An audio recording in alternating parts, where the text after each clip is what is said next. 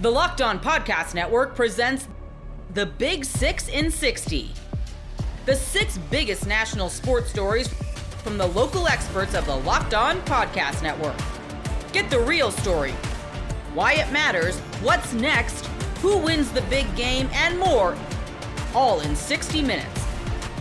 The Big 6 in 60 starts now with the biggest story in sports. You are Locked On Tigers, your daily Detroit Tigers podcast. Part of the Locked On Podcast Network, your team every day. That was so just excruciating and painful and so worth it. And Tarik Skubal was the man in the arena, man. Genuinely. He's the one. Like, he was the one. That is one of the best performances you will ever see. And that is one of the best performances by a Detroit Tigers pitcher in the history, over 120-year history of this organization. The Tigers win 2-1. They're up 1-0. And a series that's just a race to 2 wins. And the series that wins game 1 historically almost always wins these best-of-3 playoff series. Now, it's only a few-year sample size. The Tigers have already, like no one in Detroit cares, the Tigers have already had one of the biggest collapses, the biggest collapse in the history of baseball. Nobody here cares about, the odds being in the Tigers' favor. You're going to take it one game at a time. But this was such an important win for so many reasons. One is just simply you can't waste a Tarik Skubal start of that magnitude, right? You cannot waste an outing like that. And thankfully they did not. And they get a win. 2, I think it's also a little bit of a monkey off the back situation. Cleveland has crushed you. Not only this year, not only in the last just 3 weeks. They've crushed you for the better part of a decade. And now you have a series lead in Cleveland, and you've proven that you can just win a freaking baseball game over there against these guys. Maybe to yourself more so than anything else. You've proven that you can win. No matter how ugly it was, you won. And third, and by far the most important point is if you lost this game, I think the series was over. And not just because, again, of the likelihood and the past stats of the series, but because of how the Tigers are constructed, right? So many times this year, and when they got off to that great start in the first half, it was because they were winning the first game of series almost every time. In the first half of the season, their record in game 1 of series was just ridiculously high. And especially when you have Tarik Skubal going in game 1, this team just can't afford to not win pretty much every time he goes out there. And thankfully, he's so good that they honestly usually do. But if you lost this game with Tarik Skubal on the mound, there's really, I don't think there was any recovering from that. I think you were absolutely screwed.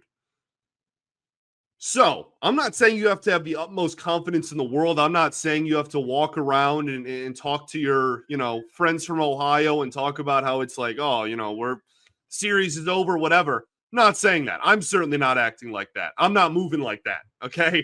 All I'm saying is you at least are giving yourself a chance to now win the series. Where if you lost to this game, I genuinely don't think you would have. I think all of the life would have been sucked out of the fan base and this team, and you're pretty much would have just been marching to your death. This was a huge win, a huge moment, a huge performance by the best pitcher on the planet, and that is exactly what you need out of your ace. There's not too many guys breathing on planet Earth that could do what Tarik Skubal just did, legitimately. And now you have the Guardians on the ropes. Now, I will also say this. You have to finish them in game 2. I guess have to is maybe too strong. Obviously, they could drop game 2 and then win game 3.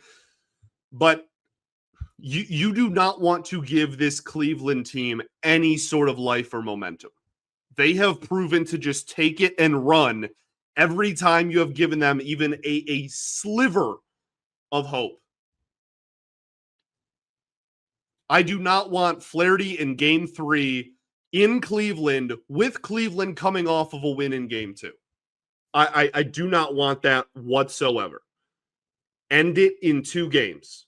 Do not play with your food. Go out there, win a ball game, and go get ready for Seattle. Obviously, winning Game 1 is a huge step to winning in just 2 games. This was a must-win game, and the Tigers ended up winning. So fantastic. What went right? We're not burying the lead. We've already talked about it a lot. Obviously, Tarik Skubal. 7 2/3 innings, 3 hits, 1 earned run, 3 walks, and 14 strikeouts. His ERA in the postseason is now 1.17 in 2025. So there you go. Obviously, just this outing. That is tied for the most strikeouts in a playoff game by a Detroit Tigers pitcher in the history of this organization. Joe Coleman in the 1972 ALCS against the Oakland Athletics also had 14 strikeouts. I think it was Game 3. Those are the only 2 gentlemen that have ever rocked an Old English D in a playoff game and recorded 14 strikeouts in the history of the world. He's the best breathing. He's the best pitcher on the planet. Tarik Skubal won you this game. The Tigers' offense had 0 earned runs, dude. 0 earned runs, but Tarik Skubal is a monster. Not only is that tied for one of the best postseason, tied for the most strikeouts in a postseason game in Tigers history. It's obviously one of the best postseason performances you'll ever see from a Detroit Tiger. It was also a career high in strikeouts for Tarik Skubal. This is the biggest game of the season up to this point, and one of the, 3 or 4 biggest games that Tarik Skubal has ever pitched in his life. And he had a career high in strikeouts. In August and in the first half of September, I talked a lot on this show about how Skubal was still good and was still great and was still one of the best pitchers on the planet. Still was very effective. The numbers were good. But the stuff had taken a little bit of a step back, right? We talked about that a few times in the second half. The velocity down a tick or 2. I don't think the movement really changed too much, but, the fastball was 96 instead of 100, right? Like, he's still really good. If he was taking something off, he was saving it for right now. That was 100 miles an hour. It was 100 miles an hour all game. It was 90-mile-an-hour changeups. It was incredible movement and spin on the curveball. It was a slider. It was pretty tight and solid. I don't like his slider very much. I don't think he likes his slider very much. He gave up 1 hit on it. I think it was the only hit to the outfield was maybe on the slider. But regardless, like he had everything working in this game. 26 whiffs. Do you understand how like almost incomprehensible that is? In a playoff game, he had 26 swings and misses. Over half of his changeups were either called strikes or swinging strikes. CSW percentage on his changeup, over 50%. He is not even a real person in my eyes. It's like how Allen Iverson described seeing Michael Jordan. It's like a person doesn't even look real to me. That's how I feel about Tarik Skubal. And he's a Detroit Tiger. Okay, let's keep talking about Tarik. I will continue to praise him. You can call me a homer or whatever. I don't care. It's deserved. Most people can't name all their financial accounts or even what they're worth, whether it's a 401k or properties or investments. And when you don't have the full picture, you can end up leaving money on the table. That's why there is Monarch Money. It's an all-in-one personal finance tool that brings your entire financial life together in one clean, easy-to-use interface on your laptop or your phone. Monarch does the heavy lifting for you. You can link all your accounts in minutes, see clear data visuals, get smart categorization of your spending, and finally feel in control of your money without ever touching a spreadsheet. I linked all my accounts to Monarch and immediately spotted a few subscriptions I wasn't even using. Canceling those all can save you money every month. Don't let financial opportunities slip through the cracks. Use code LOCKEDONNFL at monarchmoney.com in your browser for half off your first year. That's 50% off your first year at monarchmoney.com with code LOCKEDONNFL. Garrett Crochet's huge night leads the Boston Red Sox to a massive Game 1 win over the Yankees. You are Locked On Red Sox, your daily Boston Red Sox podcast. Wow. What a win for the Boston Red Sox last night. I am so freaking excited. I hope you are too. I literally cannot even contain it right now. My heart was pounding for the entirety of that game. And after watching a couple games before that, earlier in the day, and having to wait to watch your favorite team play, that is dreadful and insanely stressful. And I was so scared. But the Red Sox did it. They pulled it out in a game in which Max Fried was incredibly tough. And the Red Sox were not hitting him well, but they found a way. And that is a big key and theme for this Red Sox team this postseason is find a way. I'm going to be discussing all about this game on today's show, including the dominance of Garrett Crochet once again, and why it was a big night for Craig Breslow, as well as taking a brief Game 2 look ahead. But wow, was this fun afterwards as a Red Sox fan. It's funny because it's so stressful when you're watching your team play in a playoff game, and people think that it's going to be this big enjoyable thing, but it's really not. It's more stressful than anything else. And the beauty of postseason baseball is that anything truly can happen. The Red Sox went into a series in the Bronx in which they were very clearly not favored, and they took Game 1, a huge test against a team that has been there, done that. They have the experience in the playoffs. This team went to the World Series last year and has a lot of those players still on their roster, and they made additions in the offseason and at the trade deadline to help boost their chances, again, of going back to the World Series. And the Red Sox were coming into a place that is probably one of the hardest, if not the hardest, places to play on the road as a visitor in general, but not to mention a visitor in the postseason. Yankee Stadium is a place that is incredibly hard to play as the opposing team. And they blocked out the noise and they were able to get it done. And a lot of that had to do with the exceptional performance of Garrett Crochet. Now, I had my doubts and concerns about this game going into it. Not necessarily because I didn't trust Garrett Crochet. I mean, he is our ace and a top 3 pitcher in the league for a reason, but mainly because I felt like there could be a chance that he would go into that game and not be able to handle the pressure that he was given. Not be able to go in there and pitch at the level of dominance that we are used to seeing him pitch at, because the environment at Yankee Stadium would be too much for him. He gave up a couple of early base runners in the first inning, but was able to settle in after that. And wow, was he dominant. He threw 7 2/3 innings. Alex Cora really pushed him in this game to be able to go into the 8th inning. He threw 117 pitches with 78 of those going for strikes. His ERA, a 1.17, because his only mistake, a solo home run versus Anthony Volpe. He recorded 11 strikeouts and 0 walks. Oh, and by the way, in the midst of all of this, he retired 17 Yankees in a row. That's crazy.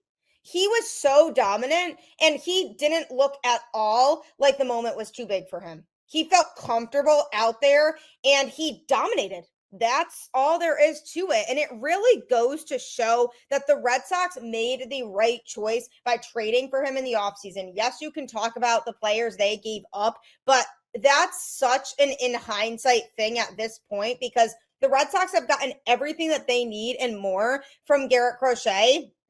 And particularly right now, with the Red Sox right now and where they are at and how they desperately needed an ace going into this season, the fact that they were able to get that in Garrett Crochet was massive. And now he had a postseason start. So now he's really feeling it. He's feeling confident. And if the Red Sox can win this series, hopefully he'll go into his next start feeling on top of the world. He was smiling when he got pulled in the 8th inning, and rightfully so. He deserves all of the props for his performance in last night's game. He kept the Red Sox in it because the Red Sox were down 1-0. They really could not get much going offensively against Max Fried. He was also incredibly dominant. He threw 6 1/3 innings, giving up 4 hits, but no runs, with 3 walks and 6 strikeouts. He threw just 102 pitches, though, with 63 of those going for strikes. So Yankees fans are not happy that Aaron Boone didn't let him pitch deeper into the game and that they went to some bullpen arms. But Garrett Crochet is also younger than Max Fried, so his arm at this point may be able to take more. Maybe Max Fried can't handle throwing 120 pitches, and maybe they want to make sure that his arm is feeling good for if they advance. But you do have to do what you need to do to advance before you can think about upcoming starts. So Garrett Crochet pitched at a level that was not surprising for him as a pitcher, but with the environment he was in, it makes it really incredible. And he actually predicted how this was going to go with Alex Cora. He made a promise to Cora during the team's workout on Monday ahead of his start in game 1 that Alex Cora was going to make just one call to the bullpen, which was going to be going straight to closer Aroldis Chapman to have him finish off a win over their rivals. No more bullpen calls, only one to bring in the closer, because Crochet was basically saying, I am going to dominate and you're not going to need to use anybody else. And that's exactly how it worked out. He certainly made good on his guarantee with that start that he had against the Yankees, and it really helped set the tone for a massive, hopefully, series win that this Red Sox team is going to have. Because once you win the first one, you have confidence going into the next game. All of the pressure is on the Yankees now to win this series. And going into the series, there already was more pressure on the Yankees anyway, because they're the ones who went to the World Series last year. They're the ones with the veteran team, with guys who have the playoff experience. The Red Sox are the team that's going into this as the underdogs with a young roster and tons of inexperienced players when it comes to the postseason, and a team that people weren't really sure was going to make the playoffs. So the pressure's all on the Yankees, and even more so now because of the fact that the Red Sox won game 1. And since the 3-game wild card series was implemented fully in the 2022 season, every team that has won game 1 of the wild card series has gone on to win that game. And the majority of those have been sweeps. When a team wins game 1 of a 3-game wild card series, the chances are incredibly high of them going on to win that series, because it has happened every time. So the Red Sox put themselves in a really good spot behind Garrett Crochet, and he really was not in a ton of trouble in this game. After that first inning, when he kind of calmed down a little bit and outside of the solo home run to Volpe, he was basically unhittable the rest of the start. And we've seen that from Crochet many times over the course of the season. But the postseason is a different animal. And the fact that he was able to pitch so deep into this game and go into the 8th really helps the bullpen, because now the only bullpen arm who will not be available for the rest of the series is Chapman. Everybody else will be free for game 2. Garrett Whitlock, a high leverage arm who the Red Sox could go to. Greg Weissert, Justin Wilson, Justin Slayton, Steven Matz, all of those guys will be rested and good to go for game 2, which gives the Red Sox an advantage over the Yankees, because Aaron Boone had to use more of his relievers in the game last night than Alex Cora did. A good manager goes from his ace to a closer to win the game. He goes from his ace to his closer. Those two pitch, and the team comes out with a win. And that is exactly what happened in this game. Garrett Crochet was so excited to be part of that environment. Now, he had pitched in 4 playoff games before last night, but all of those were relief appearances with the White Sox in 2020 and 2021. And last season was when he transitioned to a starter and immediately excelled, though with a limited workload for that White Sox team that was so historically bad that they ended up deciding that trading him was the best move.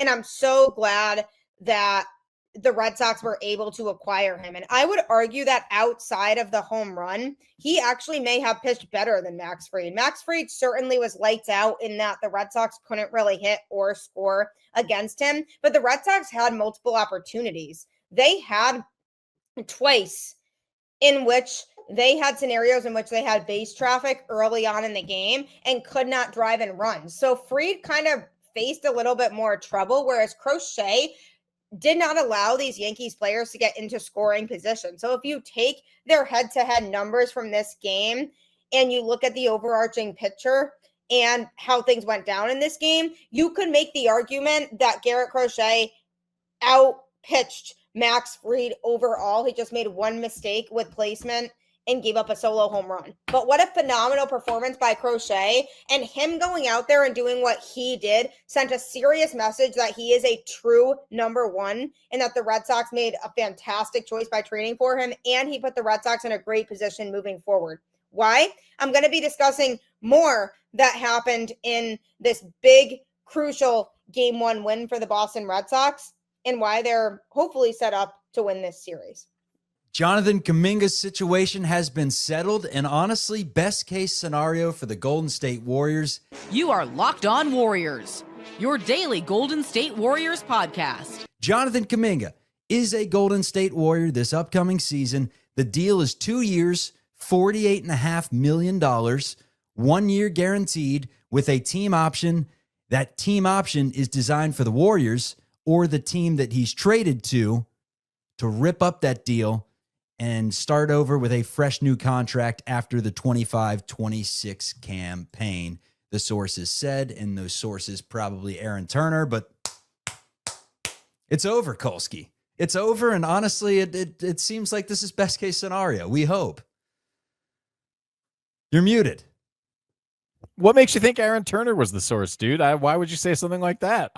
What has he done to make you think he might be talking? Yeah, listen, doesn't matter who the source is, doesn't matter anything except there's a 2-year deal. The team option intended to be ripped up. I don't know if that might just be more optics than anything, you know, when that is broadcast out from whoever it comes from. But the bottom line is there have always been sort of 2 potential scenarios for Kuminga's career. But, you know, assuming he doesn't magically suddenly start to do all the little role player things that Steve Kerr wants him to do.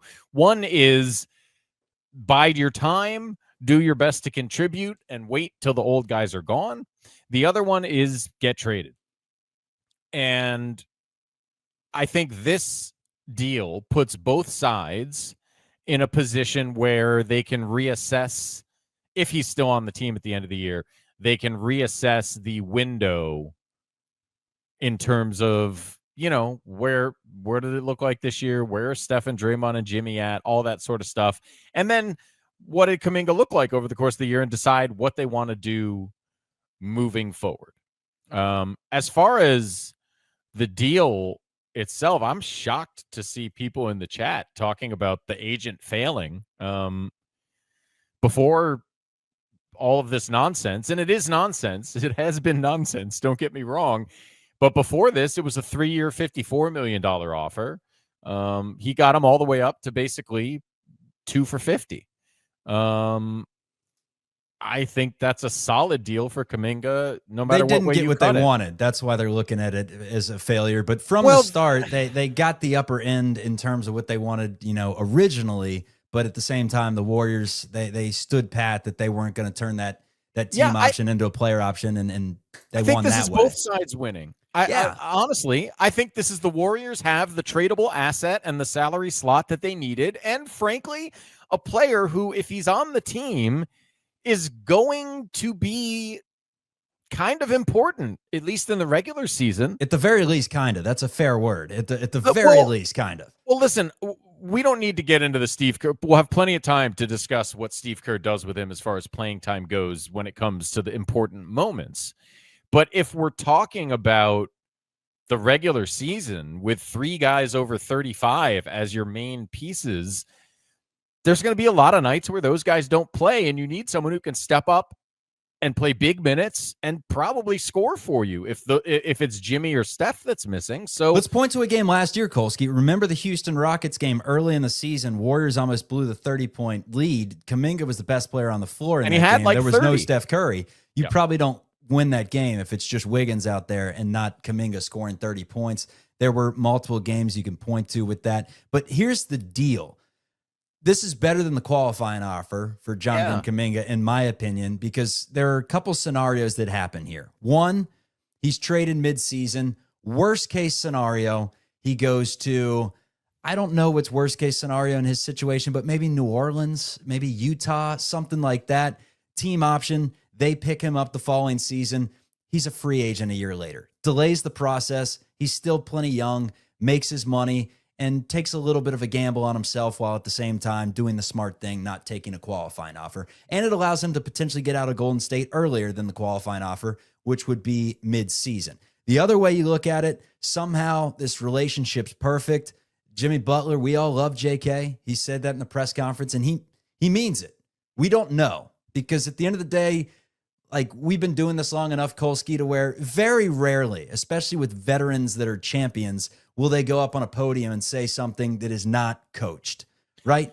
Yeah, but I think, certainly Draymond and even to a lesser extent Steph or definitely Jimmy too, but even to a lesser extent Steph might have said something like, well, I'm really just focused on who's here right now, and like if people want to be here, they'll be, like it could have been a little less.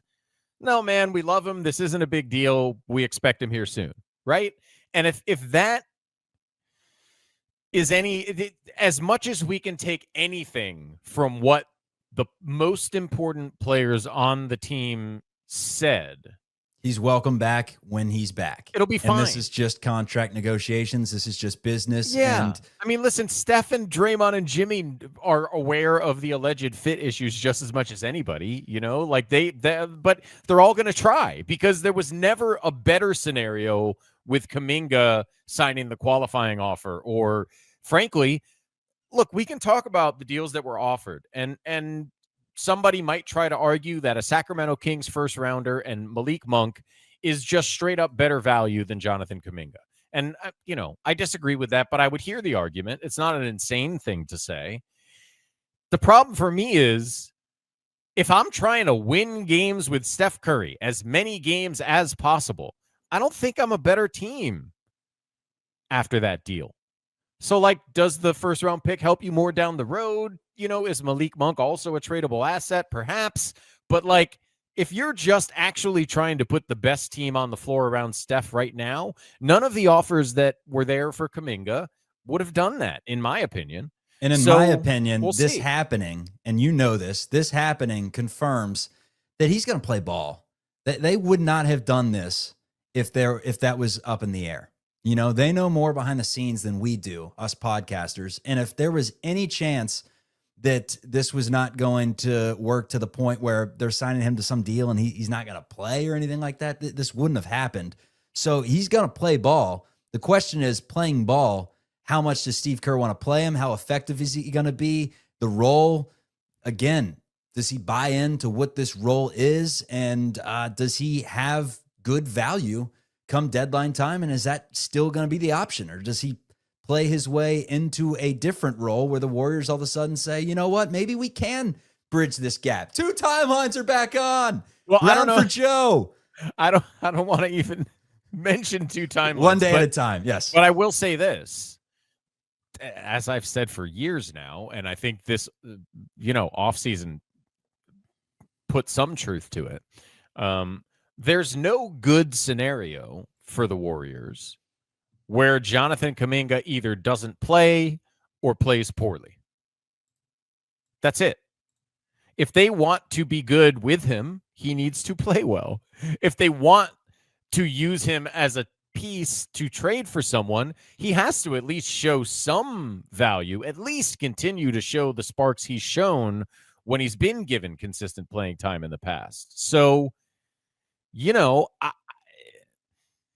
it's going to be very interesting to see how much playing time he gets on a night where Jimmy and Steph and Draymond are all playing, and equally interesting to see how much playing time he gets when one of those guys is not there. And I expect obviously one will be higher than the other, but how much higher and just how little he might play when everyone else is healthy is going to be fascinating.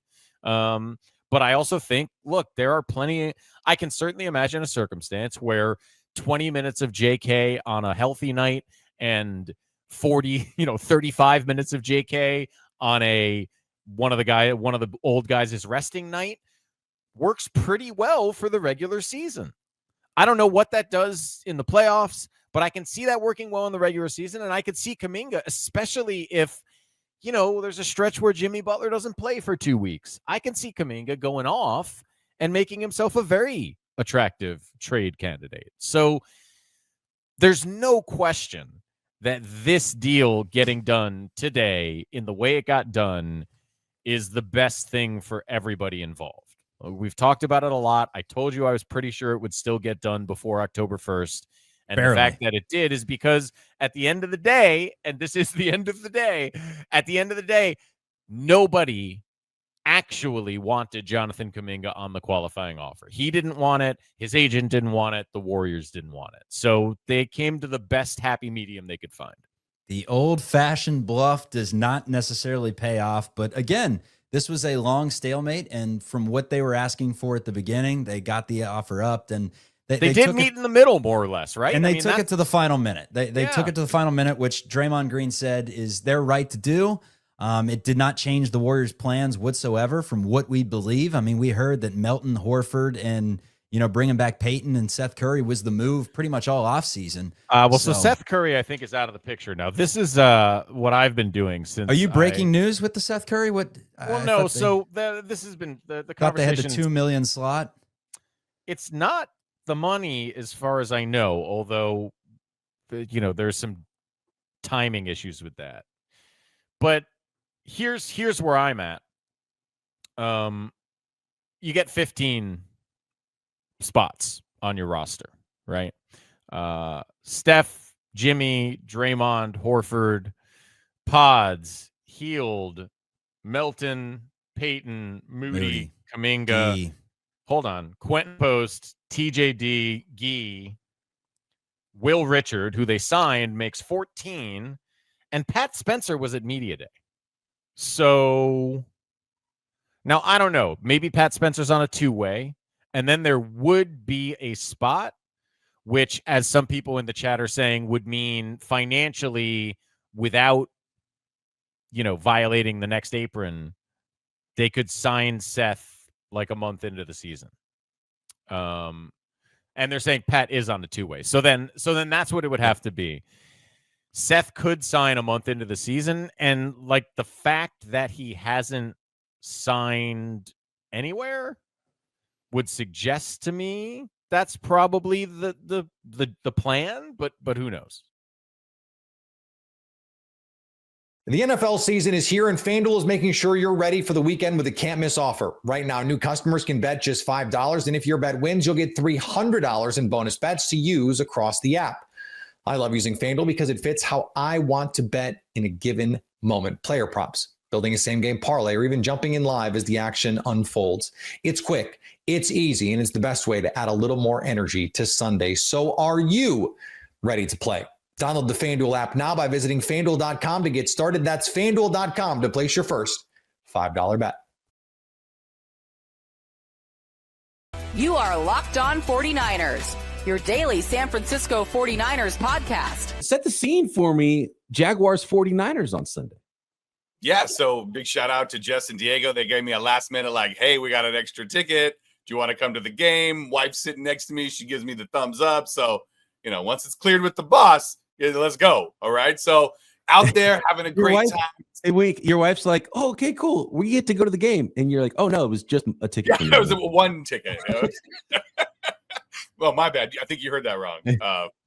No, so it's good times just out there with the fans. Energy was high. People were really excited. Brock was back, right? So everybody's like, yeah, Brock's back, this and that. And then the game gets started, right? And it's like, okay, good flow. Ooh, and then the fumble, right? And you can kind of feel the air come out because you're a better football team than the Jaguars. Like you just know it. You feel it in your bones. And so, that's how you lose football games, right? Is you lose football games with turnovers. So then that happens, right? And then it's like, okay, we can overcome that. All right. And then the tip ball for the interception. You're like, oh God, oh no, here we go. At one point on that last interception by Purdy, people around me are yelling for Mac Jones. Yeah. I was shocked. Like, I get it. People overreact, but there was a lot of it. Like, Mac Jones, like, bring him back. And it's like, that quick, really? That to me, I wasn't on board with that because Brock Purdy's still the man. I still love Brock Purdy. He didn't play his best game. Both interceptions were tipped. Like, come on. The fumble was a strip sack. Like, these weren't necessarily Brock's fault. They're all on him, and he'll take accountability and responsibility for every single one of them. But is Mac Jones going to play a lot differently than that? Is he going to play a lot better than that? So that was hard. That was also another point that was really hard too was the interception, right, by Stout. That place just erupted because it felt like it was a powder keg, right? It's like, it's going to explode soon. And then that happened, and it did. And then the penalty. And it was just like the air went out of that stadium, man. That to me was like the big turning point in the game. It was a rough one to be at for sure. The two things there.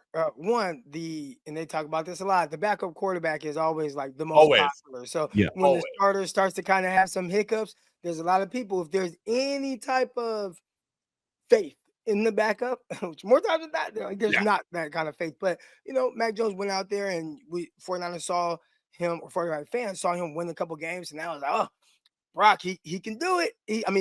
Mac Jones, he can do it. Mac Jones can do it. So now you kind of get some of those rumblings, but we know, even with Mac Jones out there, he can't really move. So I don't know how much the 49ers would have benefited with him being behind center if the offensive line wasn't playing at the level that they played in week 2 and week 3. And the other thing, I have this saying that everybody hates defensive backs, and I believe they do. Yeah, imagine having to talk to one every day. Everybody, I am shocked at people saying that was not a flag. Yeah, and I'm not saying when we brought it up, I'm like, I can see it kind of going both ways. Right. But typically, like if the roles were reversed and that was a Jaguar and they picked that off and they didn't call anything and people see that tug, 100%. 49er fans would, he tugged him. They'd be like, oh yeah, he tugged him. Like they'd be livid. So I saw it both ways. It was one of those where I could see it to where if they called it or if they didn't call it, like, okay, they didn't think it was enough of a tug, or they thought that was just enough, and they obviously did. But to go to social media and see the overwhelming support for Stout, and maybe that's just because it's 49er fans, but it makes me happy. It makes me happy to see a defensive back be defended by someone other than Eric Crocker. Yeah, and for Stout, it's a really interesting season because he's a rookie. Teams are clearly, throwing in his direction, especially early on in the season. And, and it hasn't always been amazing for him, and he's given up some plays, but he's also made some plays. And I love seeing how quickly he's started to look like and act like a veteran player. Like it hasn't been too big for him. He hasn't been someone who's like, oh no, he's underwater and he's folding and teams are just lighting him up. And so that's been the most impressive thing I think about Upton Stout. And a lot of the 49ers rookies stepping up early in their career. Yeah, being at the game, everybody was livid, obviously, when the flag came out, but they never showed the replay up on the board. And when they don't show the replay on the board, oh, okay. He definitely, that was a deserved flag. It depends on the angle, because the first angle you see was the front side, which it looks just like a perfect, amazing play. And then when you see the angle from the back, where I assume the ref was, you see the tugging, you see the hand on it. It was really clear, and it was probably easy for the ref to throw that flag. So whatever. It wasn't, there was a lot of things that contributed to. And by the way, I just heard on Tuesday morning John Litch on KMBR, and he didn't like the call either. He kind of you rarely hear from the GM or the coach that throw the refs under the bus, but he was not happy about that call either, as a former defensive back. But the Purdy stuff that you mentioned is it was it's all true. Purdy didn't play his best ball, but he's also hurt, and he also offensive line played poorly, and he doesn't have his full complement of weapons. So it's everything all at once. And so those fans, and we called it, Croc, earlier on in the week. We're like, well, this is setting up perfectly for an injured Brock Purdy to not look 100%, and then everyone's going to call for the backup in Mac Jones and say Mac Jones is better. You can see it coming even before it happened. So I'm not surprised people were saying that. But right now with Brock Purdy, the toe, you could tell the toe was bothering him. He wasn't 100%. He wasn't normal Brock Purdy out there. And lo and behold, unsurprisingly to everyone, his toe is hurting him now after the week. And so Purdy officially is questionable going into the short week 5 against the Los Angeles Rams. And if we see Mac Jones out there behind that same offensive line that can't run the football with fewer weapons on a short week, and he's got his own little injury going on with his PCL. He wasn't moving around great at the end of the last game that he played. I don't think it's going to look all that different. And so I just think the 49ers are in a really rough spot on a short week with all the injuries they have. Looks like a sprained PCL for Ricky Pearsall. Dominic Pooney's been dealing with a sprained PCL. Mac Jones is a sprained PCL. If Brock Purdy's toe is worse than it was last week on a short week, now questionable going into this week, is Mac Jones' knee a little bit better? And, so Kyle Shanahan and Brock himself, and look, Brock's a competitor. Yeah. And I think at some point, we've seen this a lot with Christian. We've talked this about for years with Christian McCaffrey too. It's like, Christian McCaffrey wants to be on the football field. You have to save him from himself as far as, his carries. Brock Purdy's the same. If Brock Purdy looks worse than he looked last week physically, you can't let him make the call if he wants to run out there. He's like, I'm good, coach, I can play. And you say, sit your ass on the bench. We're going to play a different guy because you're not right. And we got to get you right if we're going to go anywhere this year. And so there needs to be some big boy conversations, and we'll see who actually gets out there and plays. But I think a lot of guys are going to not practice. You barely practice anyways on a short week, so you might get like a walkthrough. So I have no idea what to expect, who's even going to be out there, what the 49ers team is going to look like on a short week against the Los Angeles Rams. In a huge game. I mean, let's not beat around the bush here. This is a big game. This divisional matchup. This is one of your rivals, and this is one of those games where when you look at it before the season, especially coming off of this Jacksonville game, I wrote that off as like, okay, that's not a bad loss, right? If you're going to have a loss in the season, out of division, out of conference, okay, that's actually termed kind of a good loss. Thursday night would not be a good loss. It would be an understandable loss with all of the injuries and everything that the 49ers have right now. But that being said, as a 49er fan, this is one of the last games you want to lose. Most people can't name all their financial accounts or even what they're worth, whether it's a 401k or properties or investments. And when you don't have the full picture, you can end up leaving money on the table. That's why there is Monarch Money. It's an all-in-one personal finance tool that brings your entire financial life together in one clean, easy-to-use interface on your laptop or your phone. Monarch does the heavy lifting for you. You can link all your accounts in minutes, see clear data visuals, get smart categorization of your spending, and finally feel in control of your money without ever touching a spreadsheet. I linked all my accounts to Monarch and immediately spotted a few subscriptions I wasn't even using. Canceling those all can save you money every month. Don't let financial opportunities slip through the cracks. Use code LOCKEDONNFL at monarchmoney.com in your browser for half off your first year. That's 50% off your first year at monarchmoney.com with code LOCKEDONNFL. A big Lamar Jackson injury report was revealed, and it is causing full-blown panic. You are Locked On Ravens, your daily Baltimore Ravens podcast. We have a Lamar Jackson injury report to dive into that came out a couple of hours ago. I was kind of running around wondering, I usually don't do instant reaction episodes for reports, but figuring that this is about Lamar Jackson, figuring this does line up with what Ian Rappaport had to say, and honestly some of John Harbaugh's comments, figured it was worth it because of the magnitude of it. And honestly, gives us an opportunity to dive into in detail what the situations and scenarios are. So we'll talk about the report, talk about what it could mean, and talk about what this team looks like moving forward, both with and without Lamar Jackson. So again, appreciate everybody for being here today. We're 5 days a week plus more of daily Ravens coverage and content. So the regular show, this is usually not an afternoon program, but we've had a lot of these instant reaction shows with injuries. Regular shows Monday through Friday at 6 a.m. Eastern time. We also have a bunch more things that we do here on Locked On Ravens relating to the Baltimore Ravens. Today's instant reaction edition of Locked On Ravens is brought to you by FanDuel. Right now, new customers can bet just $5, and if your bet wins, you get $300 in bonus bets to use across the app. All right, let's dive into the report here. Brian Wacker of the Baltimore Sun, who obviously has been covering the team for a little bit now. He's at the facility. He does great work, great coverage. He got word. And let me pull up the report so I'm not paraphrasing. I'll read it straight from the source here. Brian saying Ravens quarterback Lamar Jackson is likely to miss Sunday's game against the visiting Houston Texans with a hamstring injury. And this, he says, was from two sources with direct knowledge of the situation. They told this to the Baltimore Sun on Tuesday.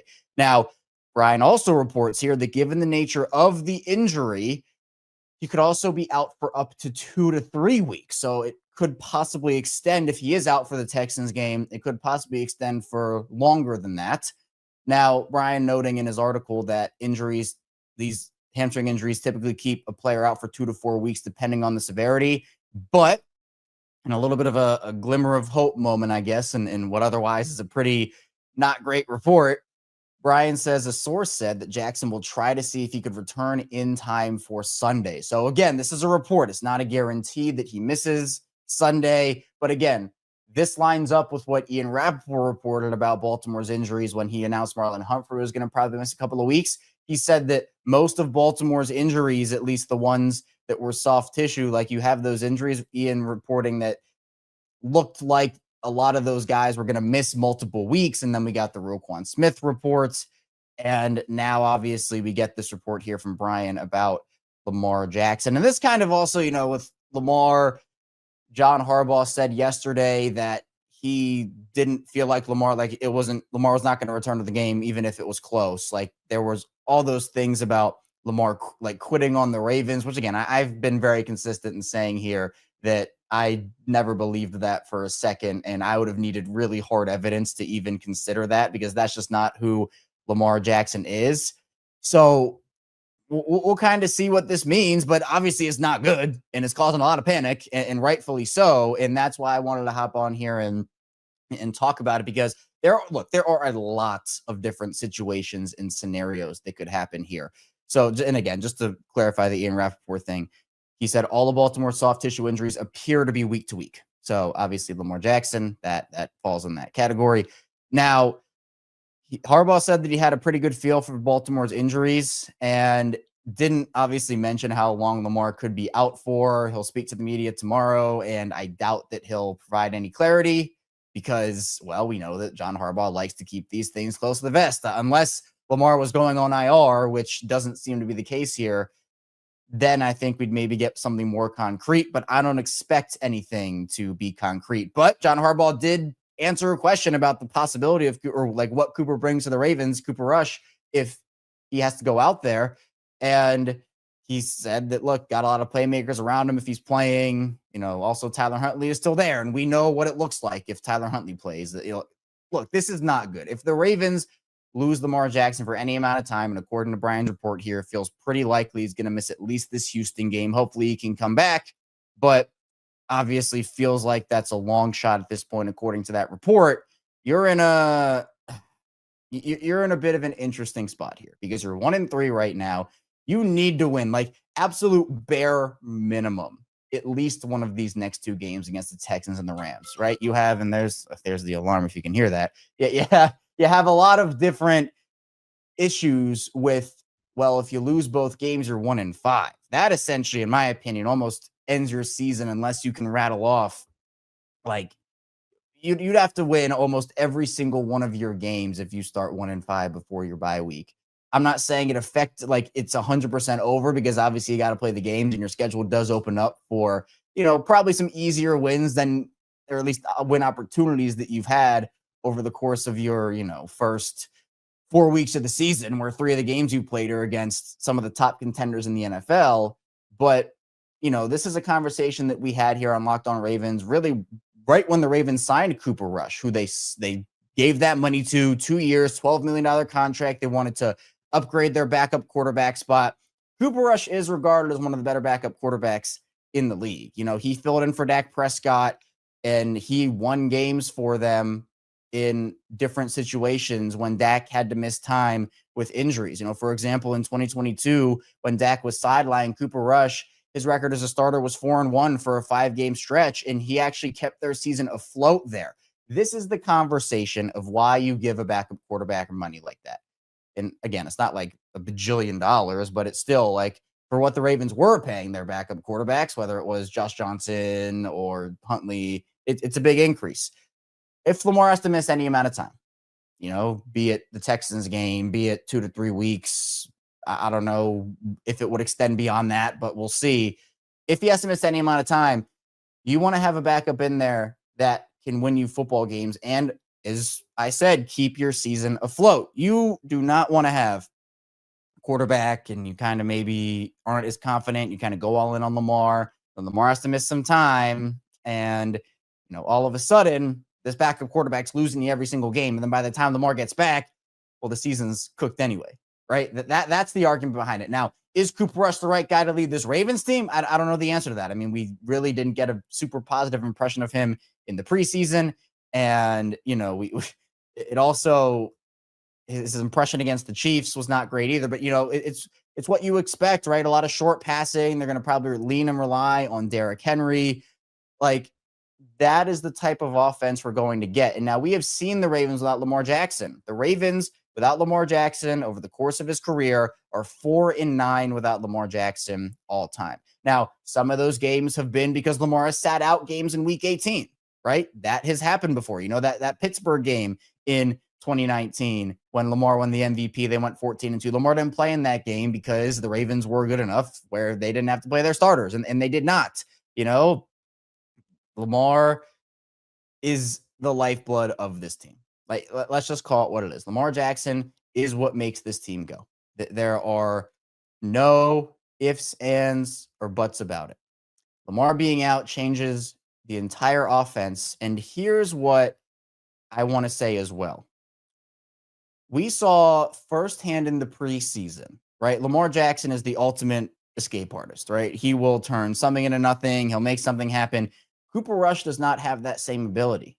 And you're going up against the Houston defense, by the way, which is, everybody talks about the offensive line, and rightfully so. It is terrible in Houston. The offensive line is awful. But that defense is really good. They have players, ballers, obviously guys like Derek Stingley, Will Anderson. They have Daniil Hunter over there. And actually, I think Brian noted in his article, he put a nice little summarization of what this Houston Texans defense looks like right now. The Texans right now, defensively, are number 1 in the NFL in points per game given up, 5th in total yards per game given up, and 7th in passing yards per game given up.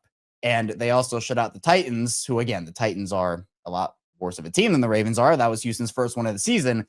But that defense, it could cause some problems. Now, we know that Lamar, like that Christmas Day game, absolute Ravens blowout win.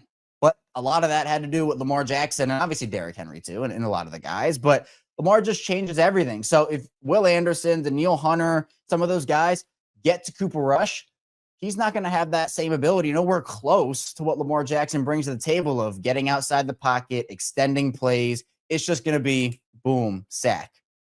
Like the majority of the time, most likely. We saw that in the preseason, and that's why I think the offensive line, you look at how they were playing guys like Voorhees and Rosengarten and Falele and some of the struggles that they went through in the preseason.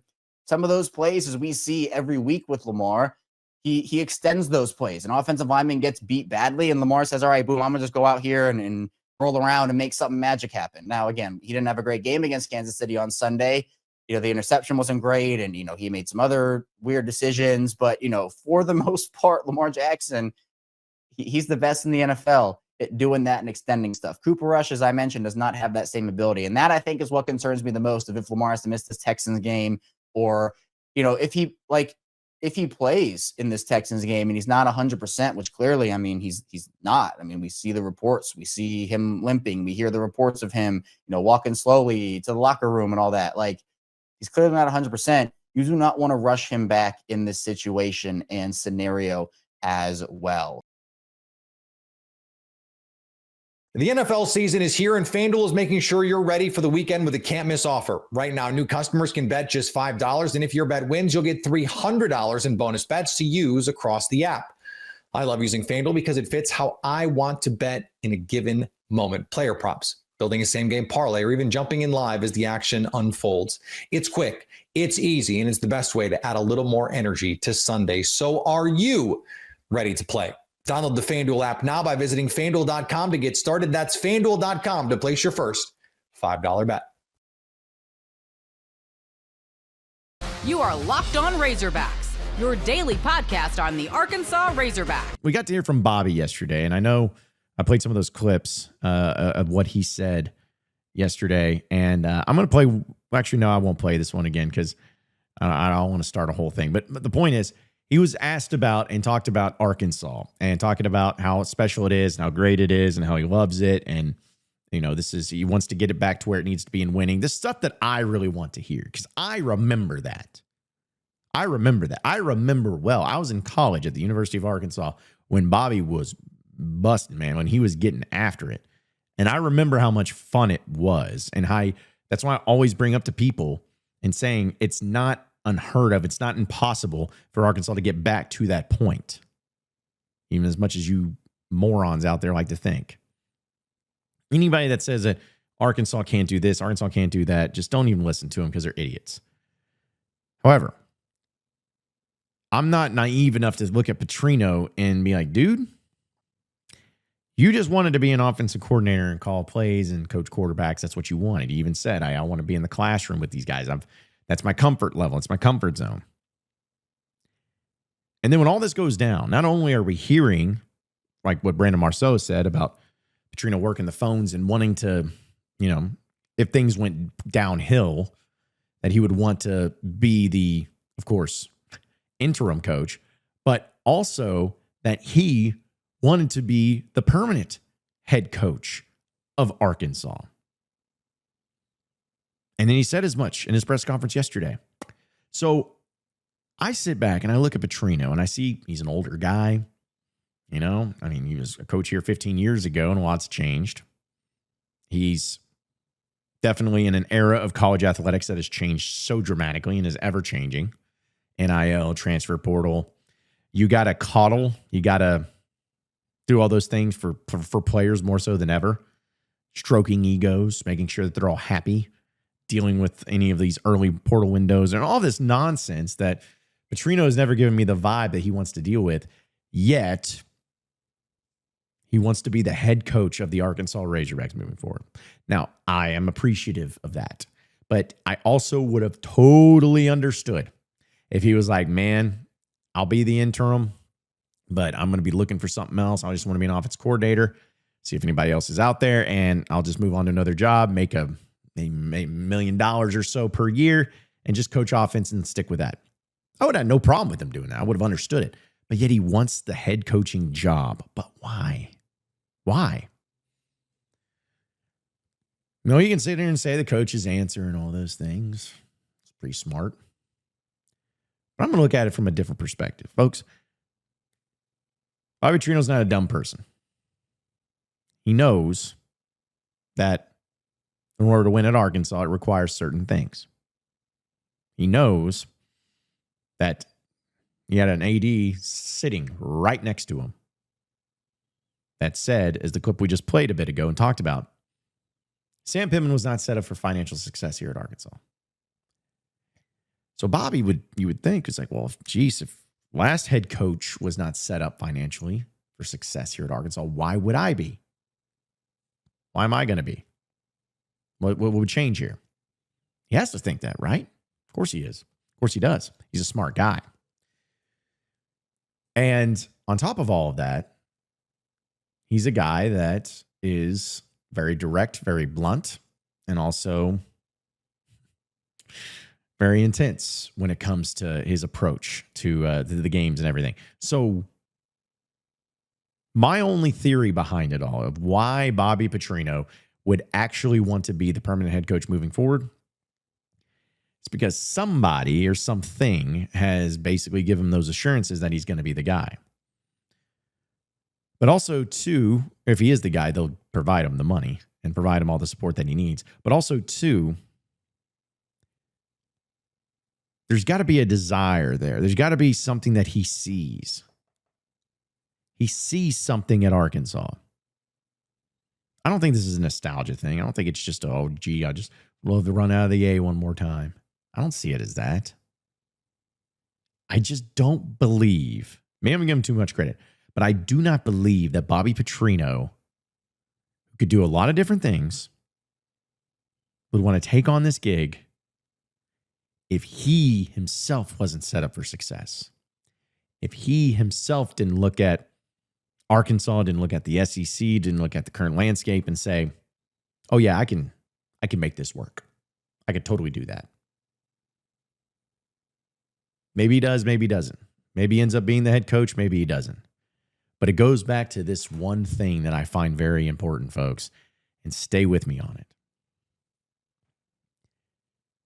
You, at a place like Arkansas, have to have a coach with a massive ego, such a monstrous ego, that believes that he is so good as a coach, he can win a championship at Arkansas. That's how good of a coach he is. That's how in premier of a coach he is. That, oh, I can go to Arkansas and win a championship there. I could win at LSU. I could win at Georgia. I could win at Arkansas. Because I am that good. That's what you need. And I think for too long, you have tried to go the route of hiring football coaches that were, quote, player coaches, relationship coaches, coaches that got along with the players, got along with the administration, got along with everybody, all of this stuff. Yes, there's something to be said. That's all swell and nice. But at some point in time, you got to have somebody that can take it to that next level and be that jerk, that egomaniac, that control freak, that person that makes everyone feel uncomfortable. That is what you need at Arkansas. And that is what Bobby Petrino has. And that is what makes him successful. And that is exactly what Arkansas needs to be successful. So why not? I'm not saying Bobby Petrino needs to be the permanent head coach moving forward. I certainly want to see what he's made of here these next 9 weeks with 7 games left. Should be fascinating.